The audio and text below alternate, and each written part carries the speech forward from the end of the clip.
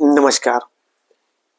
आज हम संविधान और उसके परिप्रेक्ष्य में भारतीय संविधान के निर्माण के बारे में बात करेंगे। तो सवाल उठता है कि संविधान आखिर है क्या? संविधान का अर्थ किसी देश या संस्था को चलाने वाले बुनियादी नियमों और कानूनों का एक समूह होता है जो राज्य सरकार के अंगों जैसे कार्यपालिका, विधायिका और न्यायपालिका के ढांचों को चलाने के लिए मार्गदर्शक के रूप में कार्य करती है। स्वतंत्रता प्राप्त करने के पश्चात हमारे देश के सामने सबसे बड़ी चुनौती थी कि एक ऐसे संविधान की रचना करना जिसके माध्यम से उन उद्देश्यों को प्राप्त कर सके जिसके लिए हमारे देश ने स्वतंत्रता की एक लंबी लड़ाई लड़ी थी। चुनौती हमारे सामने बहुत बड़ी थी, जिसके क्रम में कैबिनेट योजना के अनुसार नवंबर 1946 ईस्वी को संविधान सभा के सदस्यों का चुनाव किया गया। कुल 296 सदस्यों में से 211 सदस्य कांग्रेस के चुने गए और 73 मुस्लिम लीग के तथा शेष खाली स्थान रहे।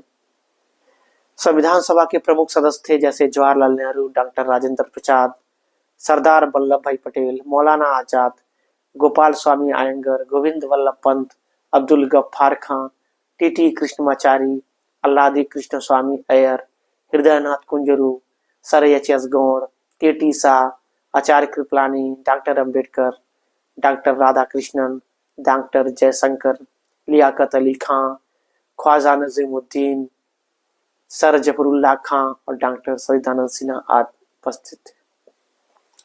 संविधान सभा की पहली बैठक 9 दिसंबर 1946 ईस्वी को नई दिल्ली के कॉन्स्टिट्यूशन हॉल, इसे अब संसद भवन के केंद्रीय कक्ष के रूप में जाना जाता है, वहां पर हुआ। इसे मुस्लिम लीग ने बहिष्कार किया था। सभी सदस्य अर्धगोलाकार पंक्ति में राष्ट्रपति आसन की ओर मुख करके बैठे थे। अग्रिम पंक्ति में पंडित जवाहरलाल नेहरू, मौलाना अबुल कलाम आजाद, सरदार वल्लभ भाई पटेल, आचार्य जे.बी. कृपलानी, डॉक्टर राजेंद्र प्रसाद, श्रीमती सरोजनी नायडू, हरे कृष्ण महताब, पंडित गोविंद वल्लभ पंत, डॉक्टर बी.आर. अम्बेडकर, शरद चंद्र बोस, सी राजगोपालाचारी, एम. आसिफ अली शामिल थे। इसमें 9 महिलाओं सहित कुल 207 सदस्य उपस्थित थे। अधिवेशन के उद्घाटन के बाद 11 बजे आचार्य कृपलानी द्वारा अस्थायी सभापति डॉक्टर सच्चिदानंद सिन्हा के परिचय के साथ आरंभ किया जाता है। आचार्य जी ने कहा कि हर कार्य दैवीय आशीर्वाद के साथ ही आरंभ होता है और हम डॉक्टर सिन्हा जी से इस आशीर्वाद का आह्वान करने का अनुरोध करते हैं ताकि हमारा काम सुचारू रूप से आगे बढ़ सके। इसके बाद डॉक्टर सिन्हा जी द्वारा सभी विश्व के देशों द्वारा प्राप्त सद्भावना संदेशों को पढ़ा गया और उसके बाद वो अपने आसन पर जाकर बैठे। इसके 2 दिन पश्चात यानी 11 दिसंबर 1946 ईस्वी को इसकी दूसरी बैठक होती है, जिसमें सर्वसम्मत से डॉक्टर राजेंद्र प्रसाद को संविधान सभा का अध्यक्ष चुना गया। इनमें कुल 389 सदस्य थे, जिसमें 292 सदस्य ब्रिटिश भारत प्रांत के सदस्य थे। 93 सदस्य देशी रियासतों का प्रतिनिधित्व करते थे। 4 सदस्य मुख्य आयुक्त प्रांत के सदस्य थे। ये सभी सदस्य अपने प्रांत के विधानसभा द्वारा अप्रत्यक्ष निर्वाचन द्वारा चयनित सदस्य थे। चूंकि 3 जून 1947 को माउंटबेटन योजना के तहत पाकिस्तान के लिए एक अलग संविधान सभा की स्थापना की गई और कुछ प्रांतों के प्रतिनिधि सभा के सदस्य नहीं रहे, इसके परिणाम स्वरूप संविधान सभा की सदस्य की संख्या घटकर 299 रह। डॉक्टर अंबेडकर की अध्यक्षता में प्रारूप समिति का ड्राफ्ट तैयार किया गया, जिसमें 8 महीने बहस हुई। इस दौरान अनेकों संशोधन किए गए। संविधान सभा के 11 अधिवेशन हुए, जिनमें कुल 165 दिन लगे। इनमें 114 दिन संविधान के प्रारूप पर विचार करने में व्यतीत हुए।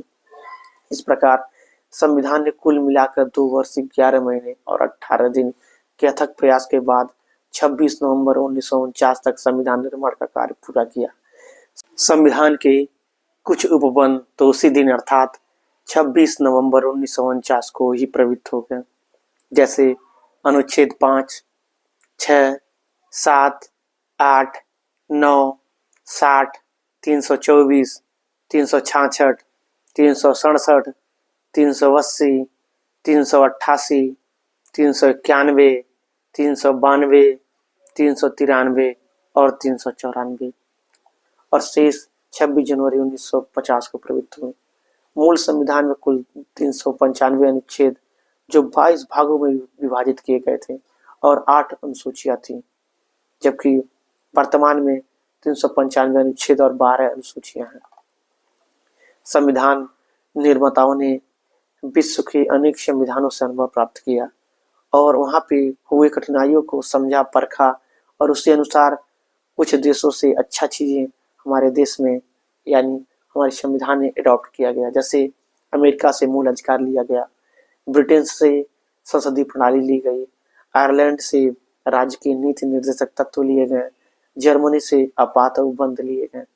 कुल मिलाजुलाकर भारतीय संविधान विश्व का सबसे बड़ा संविधान या कहा जाए विश्व का सबसे बड़ा लिखित संविधान है, जिसमें हर एक पहलुओं को स्पष्ट किया गया है और यह फ्लेक्सिबल भी है ताकि वर्तमान में चल रही परिस्थितियों के अनुसार हम संविधान का परिवर्तन, संशोधन आदि कर सकें। तो आज के लिए आज इतना ही। अगर आपको अच्छा लगा तो इसको लाइक, कमेंट और शेयर जरूर करें।